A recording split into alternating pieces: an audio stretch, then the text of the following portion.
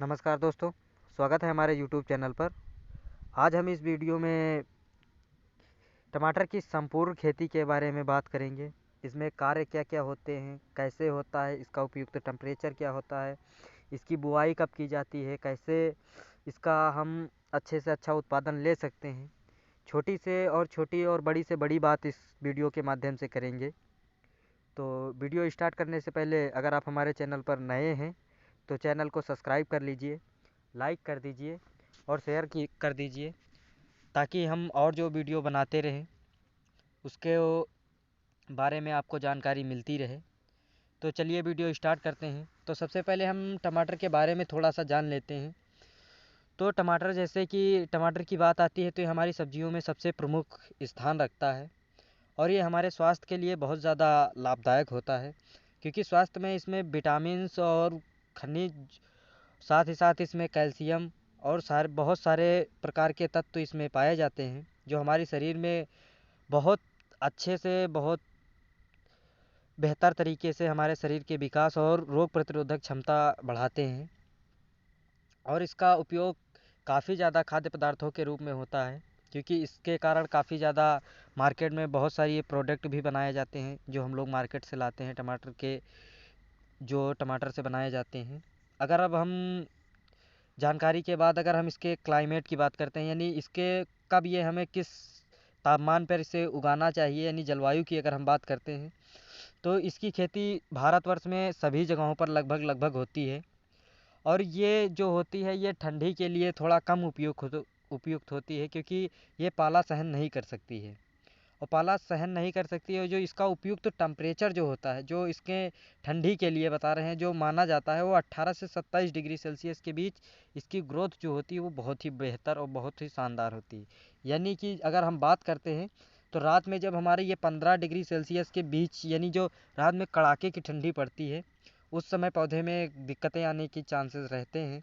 और ये 20 सेल्सियस यानी हल्की धूप भी पा जाए तो काफ़ी ज़्यादा ठंडी के लिए बेहतर होता है। बाकी अलग अलग वैरायटियाँ जो होती हैं वो गर्मी और ठंडी और बरसात, ये तीनों के लिए टेम्परेचर अलग अलग रहते हैं। इसमें खैर हम ठंडी के बारे में जिक्र करेंगे, पर मेन जो उपयुक्त टेम्परेचर उसका इसका होता है जो तीनों मौसमों के लिए, वो 18 से 27 ही होता है। क्योंकि गर्मियों में क्या होता है, बहुत ज़्यादा गर्मी होने के कारण भी हमारे पौधे में बहुत सारी खराबियाँ आती हैं। क्या आती हैं ये हम आगे जानेंगे। अगर अब हम इसके किस्मों के बारे में बात करते हैं तो ये ठंडी और गर्मी और बरसात, ये तीनों के लिए अलग अलग प्रकार की किस्में होती हैं, जो हम आपको अगली वीडियो के माध्यम से बताएंगे कि कौन सी किस्में किस मौसम के लिए बहुत ही बेहतर हैं, उनका उत्पादन कैसा है। अगर हम अब इसके समय की बात करते हैं तो अगर ये सर्दी में अगर लगाना चाह रहे हैं, यानी ठंडी के मौसम में, तो जुलाई और सितंबर के बीच में जब हम इसकी नर्सरी हमें करनी होती है, और इसका जो खेत में जो प्लांट लगाने का समय होता है वो अगस्त से अक्टूबर होता है। और अगर हम यही गर्मी में बात करते हैं तो गर्मी में हमें जो नवंबर या दिसंबर या जनवरी में जो नर्सरी की जाती है, जो हल्का ठंडी कम होने के बाद, तो ये हमारा उधर जो लगता है वो अगर हम नवंबर से दिसंबर के बीच में कर देते हैं, यानी नवंबर में करते हैं तो हमें ये दिसंबर या जनवरी में लगाना पड़ता है। तो यानी मौसम के अनुसार महीना खांड इधर उधर हो जाता है। अगर हम इसके बात करते हैं कि इसके जो बीज कितनी मात्रा में लगते हैं, तो बीज की अगर हम बात करते हैं तो बीज हमें 200 से 250 ग्राम प्रति हेक्टेयर लगते हैं। यानी 200 से 250 ग्राम हमें 10 से 12 बीघे के लिए पर्याप्त होते हैं। और जो इसकी बुआई होती है वो सीधे खेत में नहीं की जा सकती, क्योंकि इसके सीड बहुत ही छोटे होते हैं। इसकी पहले नर्सरी तैयार करनी होती है। नर्सरी कैसे तैयार करनी है ये हम अगली वीडियो के माध्यम से जानेंगे। इसमें हम केवल मेन टॉपिक पर ही बात करेंगे। अब बात आती है, जो अगला बिंदु है वो है हमारा दूरी की। तो जो पौधे से पौधे की दूरी होती है वो 30 से 40 सेंटीमीटर यानी 45 सेंटीमीटर की बात की जाती है, यानी 1 से 1.5 बित्ता की बात होती है यहाँ पर। और जो कतार से कतार की दूरी होती है, यानी जो हमारा नाला बनता है वो नाला 1 से 1.20 का बनता है, सेंटीमीटर में बात हो रही है। और अगर अब हम अगले बिंदु की ओर बात करते हैं तो इसमें जो खादें हमें डालनी चाहिए, उसमें कौन सी खादें कितनी मात्रा में देनी चाहिए, तो 80 केजी जो होता है वो नाइट्रोजन पड़ता है, और फास्फोरस और पोटास ये 60-60 केजी पड़ते हैं। इसका हम कैसे उपयोग करना है, इसकी एक्चुअल मात्रा क्या आएगी हमारी डीएपी में, एनपीके में, या फिर यूरिया कितनी डालनी चाहिए, ये सब चीज़ें हम अगले वीडियो में पूरी तरीके से आकलन करके बताएंगे। अब हम अगले बिंदु की ओर बढ़ते हैं। अगला बिंदु हमारा पड़ता है खरपतवार नियंत्रण। तो खरपतवार नियंत्रण में शुरुआती दौर में हम पेंडामिथिलिन का प्रयोग कर सकते हैं, यानी जो पेंडामिथिलिन नामक केमिकल आता है उसका हम प्रयोग कर सकते हैं। और अगर हम इस और जो पेंडामिथिलिन का प्रयोग होता है वो 1 लीटर यानी 1 एकड़ में पड़ता है। और अगर हम इसके आगे की बात करते हैं तो आगे जब हमारा बात आती है तो अब हम कीट के बारे में थोड़ा बात कर लेते हैं, क्योंकि अगला जो बिंदु है वो हमारा कीट का ही है। तो कीटों में अगर हम बात करते हैं तो सबसे पहला कीट आता है हमारा व्हाइट फ्लाई। जो ये रस चूसक कीट होते हैं, इनमें से एक कीट ये भी होता है, ये हमारी फसल को बहुत ही ज़्यादा डैमेज करता है, क्योंकि ये सफ़ेद सफ़ेद छोटा सा भुनका जो आप अपने खेत में देखे होंगे, जब हाथ मारते हैं तब ये आ जाता है। और ये कीट करते क्या हैं, क्योंकि ये रस चूस लेते हैं और पत्तियों को मोड़ने में काफ़ी ज़्यादा हमारी, यानी ये थ्रिप्स की तरह ही थोड़ा थोड़ा काम करते हैं। और ये वायरस के लिए, जो वायरस जनित बीमारी जो मूढ़ा लग जाता है हमारे खेत में, ये इसी की देन में काफ़ी ज़्यादा अहम भूमिका निभाता है ये। इसके रोकथाम की अगर हम बात करते हैं तो ये इमिडाक्लोरोपिड 1 ml 3 लीटर पानी में अगर घोल कर डालते हैं तो ये हमारा ख़त्म हो जाता है। और अगले कीट की बात करते हैं तो टमाटर का जो फल छेदक होता है, यानी जो टमाटर के फल में छेद कर देता है, ये कीट हमारी फसल को काफ़ी ज़्यादा नुकसान पहुंचाता है। और ये बहुत ही लेट मरता है, इसे मारने में हमें काफ़ी ज़्यादा जहरीली से जहरीली दवाओं का स्प्रे करना पड़ता है। इसके उपचार में अगर हम बात करते हैं थोड़ा सा, तो इसके उपचार में आप नीम ऑयल ज़रूर मिला लें, क्योंकि नीम ऑयल जब मिला लेते हैं तो हमारा जो भी ये कीट होता है ये बहुत ही आराम से मर जाता है। और इमामेक्टिन बेंजोएट जो आता है 5 SG का, वो ही प्रयोग करें। और ये जो प्रयोग कर रहे हैं ये फूल आने से पहले की अवस्था पर आप करें। भाई फूल आएगा तब भी फल लगेंगे, फल पर ही कर सकते हैं, पर इसका बहुत ही सावधानी पूर्वक इस्तेमाल करें, क्योंकि ये फूलों के लिए बहुत ज़्यादा हानिकारक भी होता है। ऐसे ही इल्लियों में आता है, तंबाकू की इल्ली आती है, ये भी हमारी फसल को बहुत ज़्यादा डैमेज करती है। और अगर हम बात करते हैं अब जो थ्रिप्स होता है, थ्रिप्स जो हमारी पत्तियों को मोड़ने में काफ़ी ज़्यादा रोल अदा करता है। जैसे ही हमारी ये रस चूस लेता है और पत्तियां मोड़ देता है, ये पत्ती मोड़क कीट भी होता है। और माइट भी लगता है जो हमारी नीचे की ओर पत्तियां मोड़ता है। ये दो जो थ्रिप्स और माइट हैं, ये हमारी फसल को बहुत ही ज़्यादा नुकसान पहुंचाते हैं। खासकर ये टमाटर और मिर्च में तो बहुत ही ज़्यादा किसान भाइयों को परेशान करते हैं। और अगर हम बात करते हैं कि और कौन से कीट लगते हैं, तो शुरुआती चरण में एक कीट और लगता है, वो होता है हमारा लीफ माइनर, जो पत्तियों पर तेजाब जैसा रंग कुछ देता है, जो खाने के बाद तेजाब जैसी लकीरें पड़ती हैं, उसे ही लीफ माइनर कीट कहा जाता है।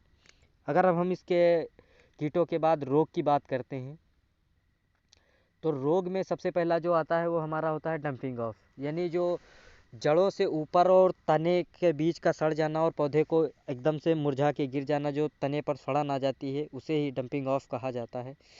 इसको अगर हम नियंत्रण की बात करते हैं तो इसमें कार्बेंडाजिम हमारा जो होता है वो केमिकल, वो रोकने में हमारा काफ़ी ज़्यादा मदद दिलाता है। और अगर अब हम इसके आगे दूसरे रोग की बात करते हैं तो अगैती झुलसा, अगैती झुलसा ये हमारा अगर गर्मियों में बात की जाती है तो मई जून के महीनों में ये दिखाई पड़ता है। और इसमें नीचे की पत्तियां पीली पड़ कर के सूखने लगती हैं और धब्बा ऊपर ऊपर हल्का हल्का बढ़ता जाता है, यानी नीचे से हमारा खेत बहुत ही ख़राब दिखने लगता है और ये लगातार ऊपर बढ़ता रहता है। अगर इसके हम नियंत्रण की बात करते हैं, रोकें कैसे, तो जो M45 आती है, M45 आप मिलाकर के 100 ग्राम प्रति 15 लीटर पानी में आप स्प्रे कर देते हैं तो ये काफ़ी हद तक रोकता है।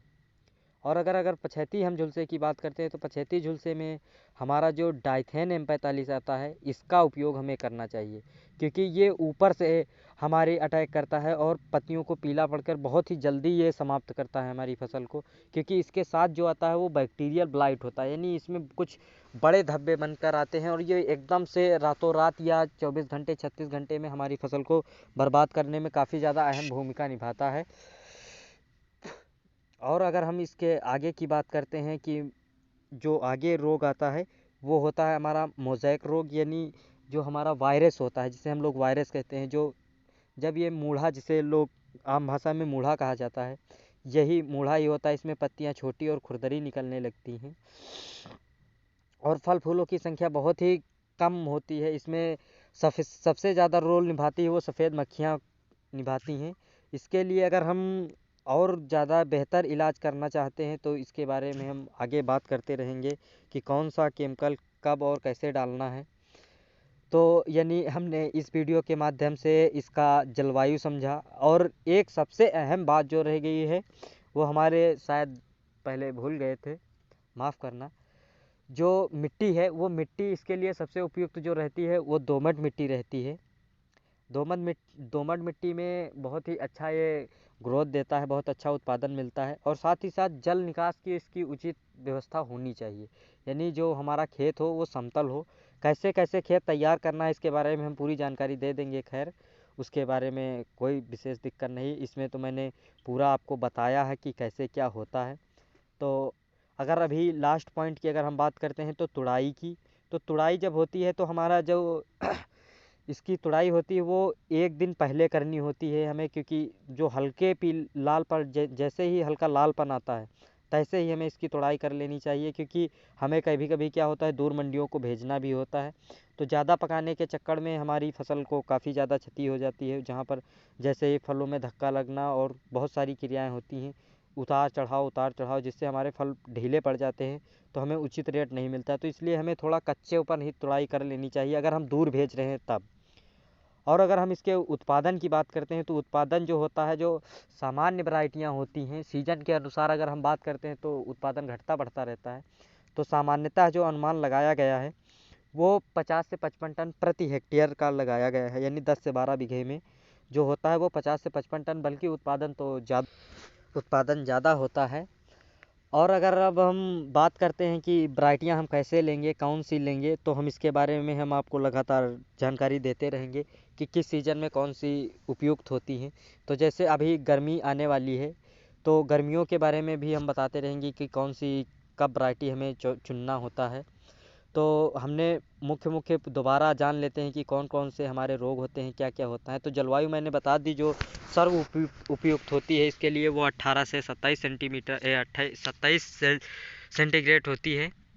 और बात बुआई, तो बुआई मौसम के अनुसार हो जाती है। और नर्सरी तैयार कैसे करना है इसके बारे में हम आगे बताएंगे। खाद उर्वरक मैंने भी बता दिया है इस वीडियो में। खरपतवार नियंत्रण भी बताया है, और रोगों को भी बताया है कि कौन से रोग लगते हैं, कौन से प्रमुख होते हैं और कौन से कीट आते हैं। अगर हम इन सभी को आपको अब जब भी थोड़े थोड़े पार्टों में इसका वीडियो बनाएंगे कि ताकि हमारे किसान भाई हमारे साथ प्रॉपर काम करते रहें और अच्छा मुनाफा उठा सकें। तो इसी के साथ हम अपना वीडियो समाप्त करते हैं, मिलते हैं नेक्स्ट वीडियो में। तब तक के लिए धन्यवाद।